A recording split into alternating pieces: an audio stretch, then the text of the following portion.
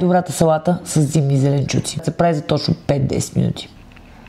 Колко хора от вас, като ги видят тия неща в магазина, каква е тая лилава ряпа?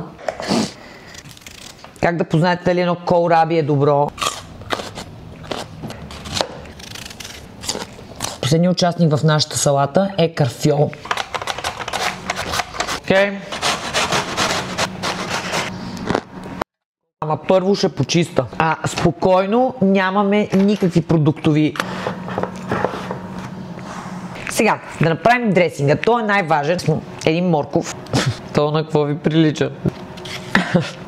Когато природата говори, честно кажа, какво ти прилича това? Сериозно. Зайчето.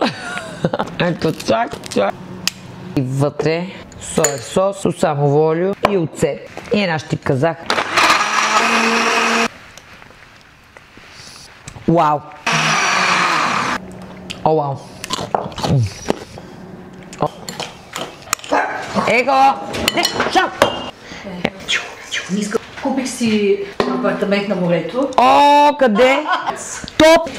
Ето, Вени си е купила апартамент в Черноморец. Ако вие търсите да си наемете, отивате на съквартирантите.com. Това е първата платформа в България за търсене и даване на апартаменти под наем, както и за намиране на готини съквартиранти. Защото, честно ви казвам, открийте своето място и най-свежите хора.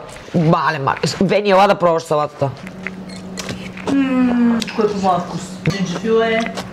Номера, че колкото по-различни форми има, толкова по-яко става. Това ми влиза директно в Winter Essentials. Да се върнем на съквартирантите. Едностаен, двустаен, тристаен, си магазини. Търсим ресторант. За тези, които имат ресторант, знаят, че като отвориш ресторант, почваш да живееш в него. Да видим.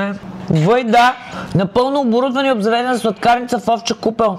1500 лева на месец. Там може да букнете и своята домашна помощница, почистване, хамали и сега да е всичко вързано. Сайта го е направил един от много близките ми приятели. Не ви промотирам някакви неща, за които просто съм чукнала някой лев. Ако можете платформа вашите гледания могат да помогнат информацията за съквартирантите.com да достигнат повече хора. Let it be. Топа е. Супер хелти. Искате да имате по-сък корем, не яще пици, яще такива неща. Чао. Да отидете на съквартирантите.com. Бай.